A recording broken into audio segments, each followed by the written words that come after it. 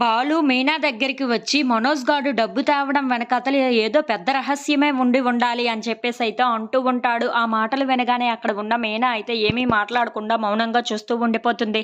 ఇంతలో అక్కడ ఉన్న బాలు మాత్రం అవును, నాకు ఎందుకో తేడాగా అనిపిస్తుంది. 25,00,000 కరెక్ట్‌గా తేవటం ఏంటి, మళ్ళీ 15,00,000 తీసుకొని వస్తాడంట. ఎలా తీసుకొని వస్తున్నాడో ఏంటో నాకు అదే అర్థం కావటం లేదు. ఇదేంటో త్వరగా తేల్చాలి అని చెప్పేసి అయితే అంటూ ఉంటాడు. ఆ మాటలు విని అక్కడ ఉన్న మీనా అయితే అవన్నీ ఎందుకండి, పదండి లోపలికి భోజనం చేద్దామని చెప్పేసి అయితే లోపలికి తీసుకొని వెళ్తూ ఉంటుంది. ఇంతలో అక్కడ ఉన్న మనోజ్ అయితే 25,00,000 తీసుకొని వచ్చేసాను కదా, ఇక 15,00,000 కదా కావాలి, ఆ 15,00,000 కూడా త్వరలోనే మీకు ఇచ్చేస్తాను అని చెప్పేసి అయితే వాళ్ళ నాన్నతో అంటూ ఉంటాడు. ఆ మాటలు వినగానే అక్కడ ఉన్న బాలు మాత్రం అదేంట్రా, కరెక్ట్‌గా 40,00,000 అంటే అతను 40,00,000 ఇస్తున్నాడు, అలా ఎలా కుదురుతుంది? మీనా, నిన్ను ఒక క్వెషన్ అడగనా నేను? మీ అమ్మ నీకు డబ్బులు ఇవ్వాలి అంటే నీకిస్తుందా, నాకిస్తుందా అని చెప్పేసి అయితే అడుగుతూ ఉంటాడు. ఆ మాటలకి అక్కడ ఉన్న మీనా నాకే ఇస్తుంది, మీకెందుకు ఇస్తుంది అని చెప్పేసి అయితే అంటూ ఉంటుంది.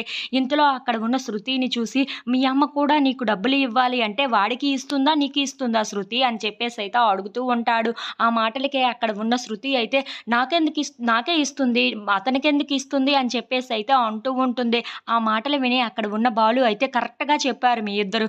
ఇప్పుడు చూడండి, రోహిణి వాళ్ళ అమ్మ, వాళ్ళ నాన్న ఎవరైనా ఉంటే రోహిణి వాళ్ళ అకౌంట్‌లో వెయ్యాలి. అంతేకాని ఇలా ముక్కు, మొహం తెలియని వాడికి మనోజ్ అకౌంట్‌లో వేయడం ఏంటి అని చెప్పేసి అయితే అంటూ ఉంటాడు. ఆ మాటలు వినగానే అక్కడ ఉన్న మనోజ్ అయితే ఒక్కసారిగా షాక్ అయిపోతూ ఉంటాడు.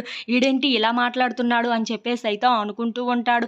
ఇంతలో అక్కడ ఉన్న రోహిణి మాత్రం చాలా టెన్షన్ పడిపోతూ ఉంటుంది. ఇదేదో నాకు చాలా తేడాగా ఉంది. నాకు తెలిసి ఆ 40,00,000 పట్టుకొని వెళ్ళిపోయింది కదా నీ లవరు, ఆ లవరే ఇప్పుడు నీ అకౌంట్‌లో వేస్తుందేమో అనిపిస్తుందిరా నాకు అని చెప్పేసి అయితే అంటూ ఉంటాడు.